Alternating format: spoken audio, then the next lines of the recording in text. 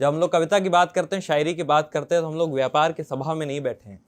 तो मैं इसको एक प्रसाद के तौर पे मानता हूँ। जब हम लोग के घर में मीठा बनता है, सबसे पहले हम लोग भगवान को अर्पित करते हैं, अपने देवालय में रखते हैं। तो मैं समझता हूँ कि आज का जो कविता की ये जो सभा है, तो ये उसी भोग की, उसी प्रसाद की तरह होगी, ताकि आपकी शुरुआत जो है शुभकामनाओं से पूर्ण है। तो पहली कुछ पंक्तियों से मैं अपनी बात को शुरू करता हूँ। कविता के नाम, कविता के चरणों में मैंने कविता को एक परिभाषा देने की कोशिश करी, क्योंकि कविता एक इतनी मुश्किल चीज़ है, शायरी इतनी मुश्किल चीज़ है।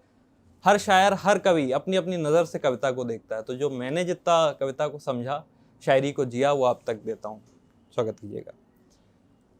कि स्वयं का अंतस जगाए वह भाव है कविता, स्वयं का अंतस जगाए वह भाव है कविता, छूले हिमालय का शिखर वह चाव है कविता।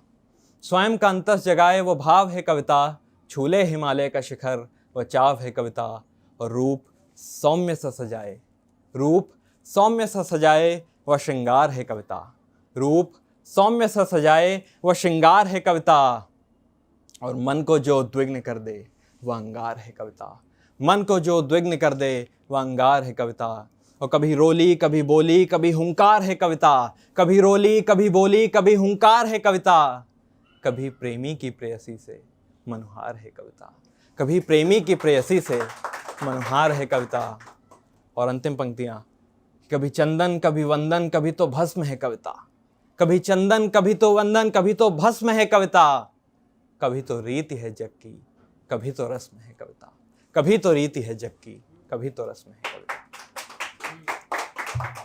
मेरी अगली कविता, इस कविता का मैं केवल आपको शीर्षक बता रहा हूँ, और इस कविता का मेरा आग्रह है कि थोड़ा ध्यान से सुनिएगा, क्योंकि कविता का अंत बड़ा अच्छा होने वाला है, वो आप पे सौंपता हूँ। कविता का शीर्षक है वो। अब ये वो कौन है, आइए मिलवाता हूँ आपको। कि कितनी अच्छी है वो, कितनी अच्छी है वो, कभी सच्ची तो कभी झूठी है वो। कितनी अच्छी है वो, कभी झूठी तो कभी सच्ची है वो। सदा ही साथ रहती है मेरे, सदा ही साथ रहती है मेरे। चाहे हो खुशियाँ या तन्हाई घेरे, चाहे हो खुशियाँ या तन्हाई घेरे। हर दर्द को मेरे छुपाती है वो, हर दर्द को मेरे छुपाती है वो। एक सच्चे दोस्त का फर्ज सदा निभाती है वो। भीतर चल रहे अंतर्द्वंद को भी, भीतर चल रहे अंतर्द्वंद को भी दुनिया के सामने सदा सरल बनाती है वो। पता है, पता है दिली रिश्ता है मेरा और उसका, पता है दिली रिश्ता है मेरा और उसका। और हो भी क्यों ना सच्ची वफा जो निभाती है वो, हो भी क्यों ना सच्ची वफा जो निभाती है वो। माँ भी उसको अच्छे से जानती है, माँ भी उसको अच्छे से जानती है। बहुत सुंदर लगती है वो, ये सदा कहती है। माँ के बाद एक वही है जो हर गम मेरे साथ लड़ती है, माँ के बाद एक वही है जो हर जंग मेरे साथ लड़ती है। किससे क्या हो बताना क्या छुपाना ये बात समझती है, किससे क्या हो बताना क्या छुपाना ये बात समझती है। पर एक पल ठहरिए जनाब, पर एक पल ठहरिए जनाब, आप क्या समझ रहे हैं कौन है वो? उफ ये रवायती दुनिया, मैं तो अपनी मुस्कान की बात कर रहा था। आप भी न जाने क्या क्या समझ लेते हैं, आप भी न जाने क्या क्या समझ लेते हैं। तो मेरे विचार से मुस्कान एक ऐसी चीज़ है, ये एक ऐसी वो है जो हम सबके पास है, और इसे हम अपना हथियार बनाएं तो बेहतर है। और इसी कड़ी में मेरी अगली कविता, अक्सर जब हम लोग किसी लक्ष्य की तैयारी कर रहे होते हैं, उसको पाने की जद्दोजहद में होते हैं, तो अक्सर थकान आ जाती है, हमारे पांव थक जाते हैं। डॉक्टर कुमार विश्वास मेरे मामा जी, उनका शेर है कि दुनिया के ये थाट बाट अब सभी झमेले लगते हैं, पथ कितना भी हो भीड़ भरा दो पांव अकेले लगते हैं।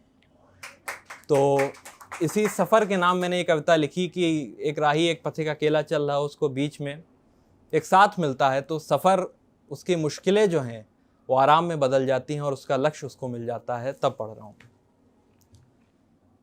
कि जब कांटों और पथरीले पथ पर चलकर भी कोई रुदन नहीं, जब कांटों और पथरीले पथ पर चलकर भी कोई रुदन नहीं, जब अंधकार के भीतर गुमकर भय की कोई शिकन नहीं, जब कांटों और पथरीले पथ पर चलकर भी कोई रुदन नहीं, जब अंधकार के भीतर घूमकर भय की कोई शिकन नहीं, कोई मुझसे पूछ रहा बोलो इसका क्या कारण है, कोई मुझसे पूछ रहा बोलो इसका क्या कारण है, जीवन के झंझावातों से बचने का कोई निवारण है, इतने दुख होने पर भी उत्कर्ष कौन भला यूं हंसता है।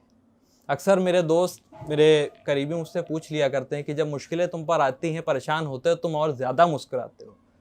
तो मैं अक्सर एक शेर से उनको जवाब देता हूँ। शायर हूँ तो अक्सर शेर से ही अपनी बात कहता हूँ कि हादसों की जद में हैं तो क्या मुस्कुराना छोड़ दें, हादसों की जद में हैं तो क्या मुस्कुराना छोड़ दें, सैलाबों के डर से क्या घर बनाना छोड़ दें।